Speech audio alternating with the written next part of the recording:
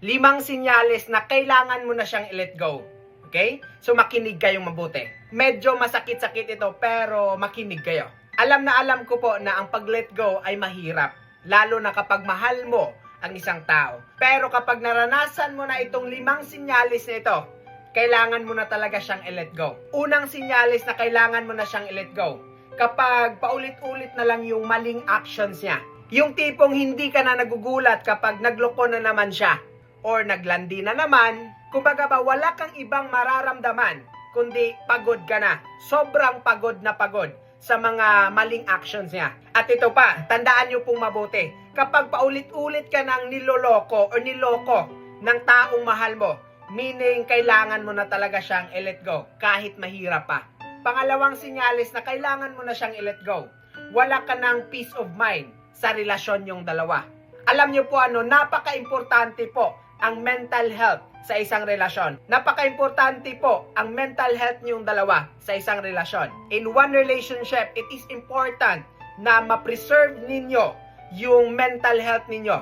The moment na na-notice mo na parang toxic na siya sa'yo, i-let go mo na lang. Ito yung palagi ka na lang nag-overthink kapag hindi mo siya kasama. Walang assurance. Kumbaga ba, palagi ka na lang nag-overthink sa tuwing di kayo magkasama or magkakasama kasi nga baka magloko na naman siya at baka meron na naman siyang kausap na iba. Pangatlong sinyalis na kailangan mo na siyang i-let go.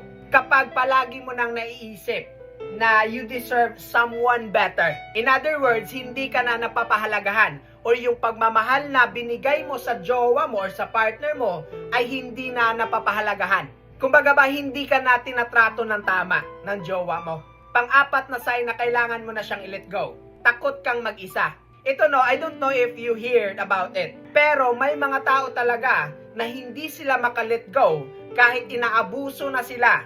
Hindi na sila tinatrato ng tama, hindi na sila minamahal ng tama kasi nga takot silang mag-isa. Yung tipong nagstay lang sila sa isang relasyon kasi nga takot silang mag-isa. Alam niyo po huwag kayong matakot mag-isa.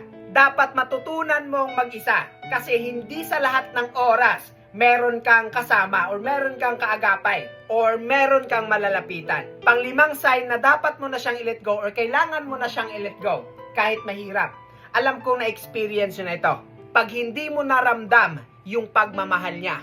Okay? Pag hindi mo naramdam yung pagmamahal niya sa'yo. Kumbaga ba, parang nangingibabaw na yung toxic kaysa pagmamahal. Tandaan niyo po ito.